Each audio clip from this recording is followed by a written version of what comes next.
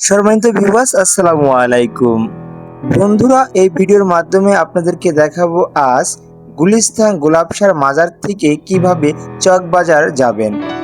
এই ভিডিওটি যদি আপনারা সম্পূর্ণ দেখেন তাহলে কিন্তু আপনারা খুব সহজেই চকবাজার চলে যেতে পারবেন।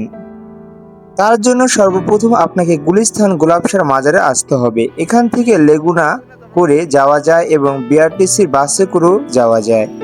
তবে যেহেতু আমরা গুলিস্তানের আশেপাশে থাকি, সেই কারণে আজ আমি গুলিস্তান থেকে চকবাজারে যাওয়ার উদ্দেশ্যে কোনো গাড়ি ভাড়া করিনি, পায়ে হেঁটেই ছুটে চলেছি চকবাজারের উদ্দেশ্যে।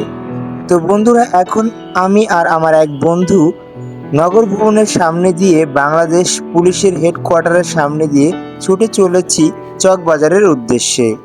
চকবাজার যদি পায়ে হেঁটে যান 30 থেকে 40 মিনিট সময় লাগতে পারে।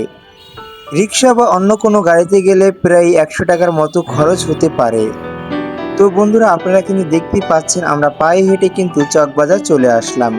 চকবাজারের খুব কাছাকাছি স্থানে আমরা অবস্থান করছি। তো আমরা একটা দুইটা লেগুনা দেখতে পাচ্ছি, আর এখানে একটি বিল্ডিং, সেই বিল্ডিংটাও দেখতে পাচ্ছি। এটা একটা মসজিদ। চকবাজার কেনাকাটা করার জন্য আপনাকে আগে ভাগে আসতে হবে, কারণ এখানে প্রচুর পরিমাণে ভিড় থাকে। শুধু সাপ্তাহিক ছুটির দিন শুক্রবারে দোকানগুলো বন্ধ থাকে। তারপর সাপ্তাহিক শুক্রবারের দিনটায় এখানে একটি মেলা বসে, সেখানে খুচরা বিক্রি হয়। তাছাড়া চকবাজারের কোনো দোকানেই তেমন একটা খুচরা বিক্রি করা হয় না। বন্ধুরা, ভিডিওটি যদি ভালো লাগে অবশ্যই চ্যানেলটি সাবস্ক্রাইব করে পাশে থাকবেন। ধন্যবাদ।